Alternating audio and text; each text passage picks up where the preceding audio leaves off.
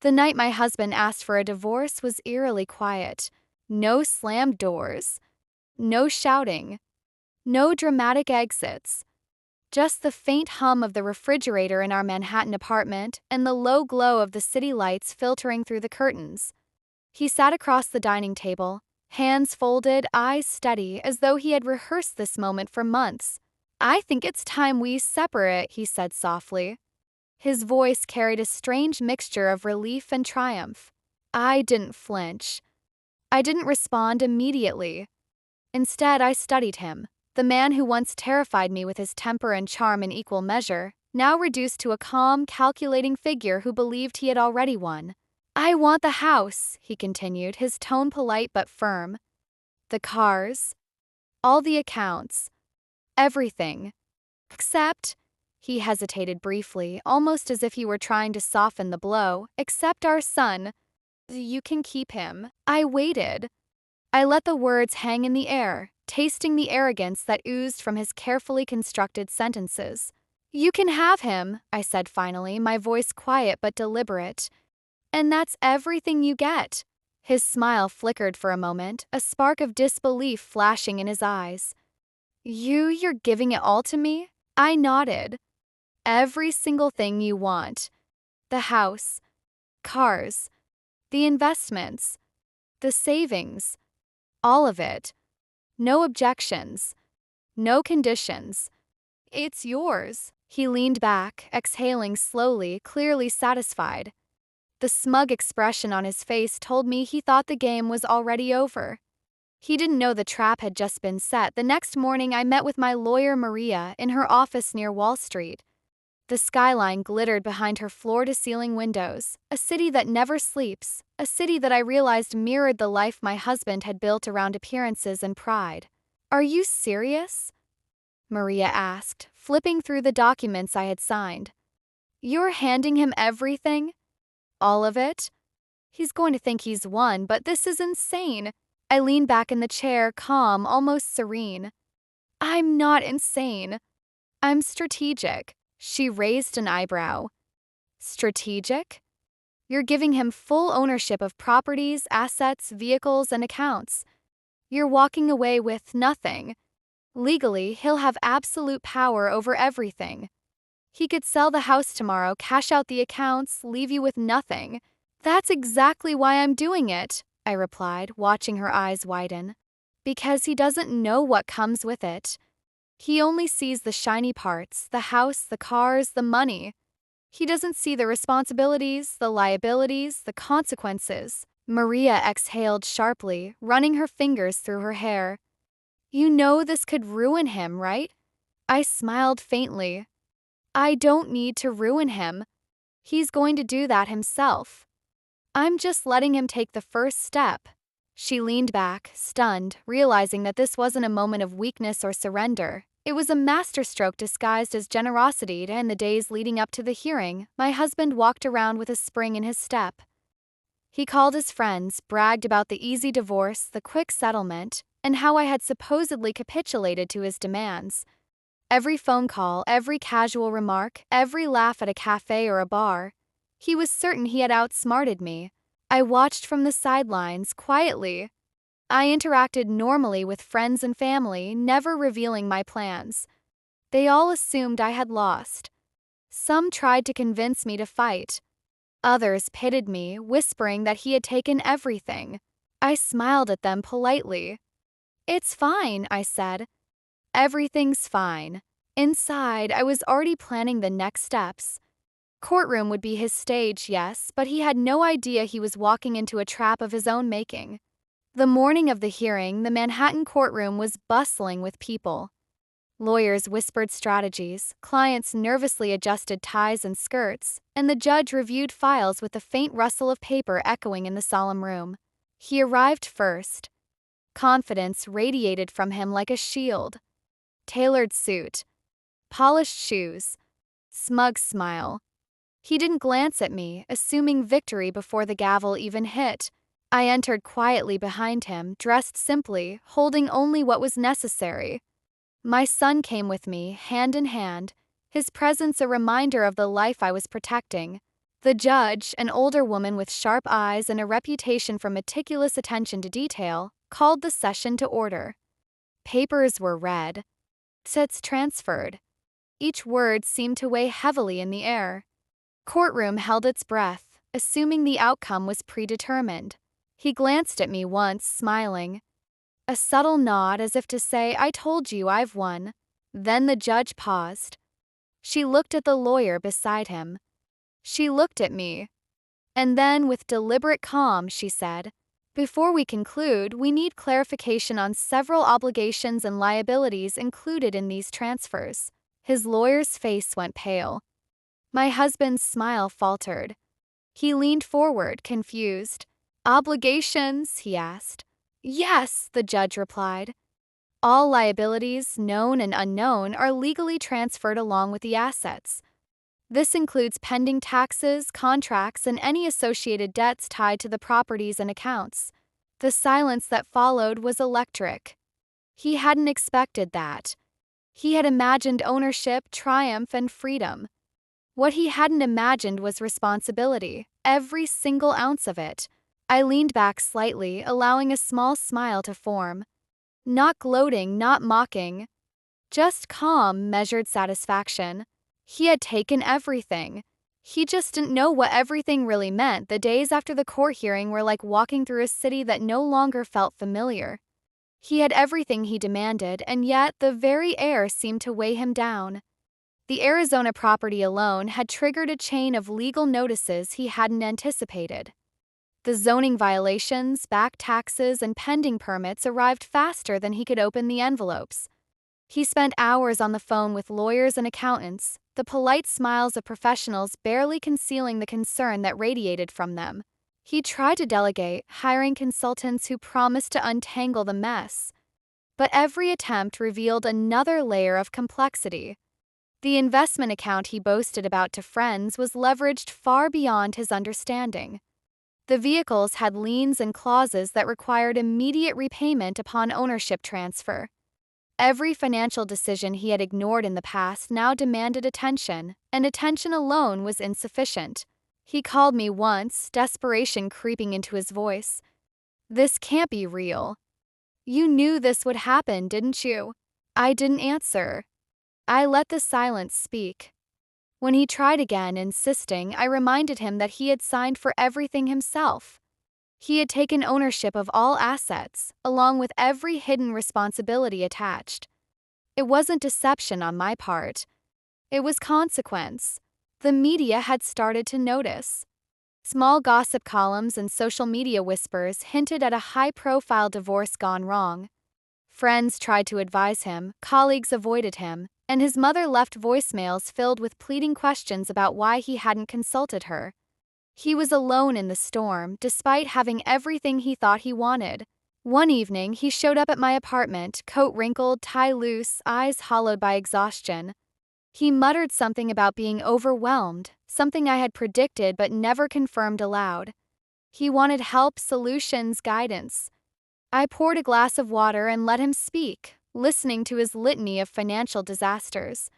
The accounts that had been dormant while I managed them had now become active liabilities. Contracts were enforcing themselves automatically, and fines were accumulating faster than he could pay.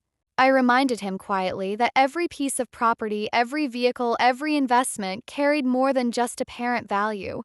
He had chosen to take it all, and in doing so, he had accepted a burden he could not escape. His eyes widened as the realization sank in. The man who had once prided himself on control, dominance, and savvy now understood that true ownership demanded understanding, attention, and responsibility. He lingered for a moment, staring at the calm, orderly apartment where my son played, oblivious to the chaos his father had inherited. That life, the peace, the stability, was what he could never claim. All the flashy victories, the acquisitions, the trophies of a life he thought he owned now felt like chains. By the time he left that night, slumping back into the cold streets of Manhattan, the first seeds of humility had taken root. Victory had never been in possession. It had been in endurance and comprehension. He had neither. And I, walking quietly past the door, knew that the game had shifted.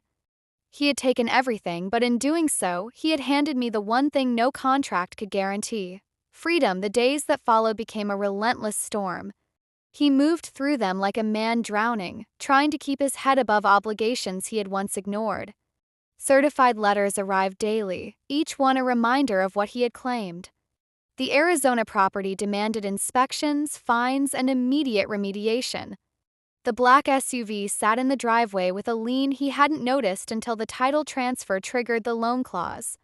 The investment accounts, once a source of pride, now spun out of control as automatic margin calls liquidated portions of the portfolio he thought was safe. He tried to salvage the situation with phone calls, meetings, and desperate emails. Friends who had once admired his confidence now offered advice in hushed tones, shaking their heads. Colleagues avoided him. Even his family seemed distant, wary of the stress he carried like an invisible storm cloud. One evening, he called me from his car, voice trembling. "This isn't what I expected. None of this makes sense." "How did you know?" "I didn't know," I said calmly, folding laundry on the couch behind him. "You took it all. You just didn't understand what it meant." He didn't answer. He could hear my son playing in the other room, the laughter stark against the chaos his father now lived in. Then came the foreclosure notices. The banks, the city, and the lenders all demanded immediate payment. The assets he had assumed would grant him freedom had become a suffocating weight. His lawyer called, panic clear even over the phone. "We need to act fast or the court will intervene," he said. He slumped into the couch, exhausted, realizing that everything he had demanded, the house, the cars, the accounts, was now inextricably tied to problems he could not delegate, ignore, or buy his way out of. I didn't gloat. I didn't intervene. I simply let him face the reality he had chosen, and for the first time, he truly saw the consequences of his desire. Ownership, he learned, was never just about taking, it was about responsibility, and he had claimed far more than he could bear. By the end of that week, he was a man changed. Not humbled by shame, but overwhelmed by the weight of choices he had made without foresight. And I, watching quietly, understood the profound truth. The most powerful victories are not fought, they are survived. The following week, his life became a series of alarms and urgent calls he could no longer ignore. Every day brought a new complication: tax notices, overdue payments, contractors refusing to work without guarantees, banks freezing accounts. He moved like a man haunted, rushing from meeting to meeting, phone pressed to his ear constantly, voice tight with frustration and fear. I received a message from him late one night. "I don't know what to do. Everything is falling apart." I didn't reply. Instead, I spent that evening at home with our son, building towers out of blocks and listening to his laughter echo through the apartment. The contrast between our worlds was stark: calm, measured, and safe on my side, chaos and panic consuming his. The foreclosure notices had begun to pile up. Every property he had taken carried hidden liabilities, some contractual, some legal, others financial, that he had ignored in his arrogance. The city inspectors weren't waiting, and banks enforced penalties faster than he could respond. Even his prized vehicles became liabilities, tied to balloon loans and clauses that demanded immediate payment. He arrived at my door mid-afternoon, coat wrinkled, tie loosened, eyes shadowed with exhaustion. "I can't keep up," he confessed, voice low. "I don't know how to manage all this." I handed him a glass of water and simply said, "You chose to take everything. Now you have to carry it." For the first time, he truly understood that possessions were never neutral. Every house, car, and account he had demanded carried responsibility he had never prepared to bear. The man who once moved through life with confidence now sat quietly, drained, unable to shift any of the burdens he had claimed. Even friends and colleagues began to notice his unraveling. Whispers and sideways glances replaced the admiration he had once received. Reputation, he learned, was fragile, far more fragile than the assets he thought made him powerful. By nightfall, he left my apartment without a word. I watched him disappear into the city streets, surrounded by the possessions he had fought for, now anchors dragging him down. Meanwhile, my son slept peacefully upstairs, and I realized the truth I had long known: Victory isn't about fighting or taking, it's about choosing wisely and understanding what truly matters. The man who once demanded everything was learning, painfully and inexorably, that some lessons can only be understood through experience. And in that realization, I found a quiet, lasting sense of freedom. The pressure intensified as the following weeks passed. Each day seemed to bring a new complication, a fresh obstacle he had never anticipated. The Arizona property had become a legal minefield. Unpaid fines, unresolved zoning issues, and contractors refusing to continue without immediate guarantees. The balloon loan on the black SUV demanded full payment, and the investment accounts he once boasted about were now liquidating themselves due to margin calls triggered by the transfer. He attempted to salvage what he could, making frantic calls to his lawyer, his accountant, even old friends who had once envied his success. But help was limited, advice was expensive, and time was not on his side. Every solution he sought seemed to trigger another problem. What he had assumed would be freedom had become a chain. Late one evening, he appeared at my apartment again, coat rumpled, tie loose, hands shaking slightly. I can't handle this, he admitted, voice low and raw. Everything is collapsing and I don't know what to do. I poured him a glass of water, letting him settle into the chair across from me. You signed for everything, I said quietly. Now you have to deal with the consequences. He looked around, eyes drawn to the calm apartment, my son playing peacefully in the corner, and then back at me. You could have warned me, he said, almost pleading. I didn't need to, I replied. You asked for it. You took it. It's yours now. He sank into silence, the weight of what he had inherited pressing down. The banks called. Notices continued to arrive. Each asset he had once desired now demanded more from him than he could give. Ownership, he realized, was never just about control. It was responsibility, accountability, and understanding. By the end of the night, he left again, quieter than before, broken not in spirit but in certainty. He had wanted everything and had obtained it, yet the victory he had imagined was gone, replaced by the harsh reality of what he could not manage. I watched him disappear into the city lights, surrounded by the possessions that had seemed so desirable, now turning into anchors. Meanwhile, my son laughed upstairs, unaware of the storm his father faced. And I understood more clearly than ever that freedom had never been in possessions. It had been in the life I protected, calm and intact, while he struggled under the weight of his own choices. By the 7th week, his life had become unrecognizable, a series of crises piling on top of one another. Every morning brought new alarms, emails from banks demanding immediate action, letters from city inspectors, calls from contractors and lawyers that he could barely answer without panic creeping into his voice. He had taken everything he wanted, yet each asset had become a chain he couldn't escape. He appeared at my door late one night, disheveled, eyes hollowed by exhaustion. His suit was wrinkled, shoes scuffed, tie forgotten. I can't fix this, he admitted, voice barely above a whisper. I don't know what to do. I poured him a glass of water, letting him settle into the chair across from me. You already know what to do, I said quietly. Take responsibility for everything you claimed. Deal with all of it. That's all. For the first time, his arrogance and confidence had completely vanished. The house he fought to claim, the cars he coveted, the accounts he bragged about, everything he thought he owned had transformed into unmanageable obligations. Notices from banks, fines from the city, and pending contracts had converged, leaving him trapped in the consequences of his own demands. He stared at me, desperation and dawning humility in his eyes. How could this happen? He asked, voice trembling. You asked for everything, I replied. I gave it to you. Now you have to live it. He slumped into the couch, defeated, not humiliated, not broken, but humbled by the enormity of responsibility he had chosen. Every friend who once admired him now kept their distance. His colleagues whispered behind closed doors. Even his family, sympathetic yet cautious, recognized that he was overwhelmed in ways no one could solve for him. Then came the foreclosure notice for the main property, the house he had once considered his ultimate prize. Simultaneously, the liens, fines, and demands on all the assets he claimed escalated. Every action he had ignored in the past was now a problem he had to confront alone. As he sat in silence, the city lights outside reflecting off the windows, he finally understood the truth. Victory is not in taking, it is in handling. Ownership without comprehension is a burden disguised as triumph. I stood quietly, watching him come face to face with the consequences of his own choices.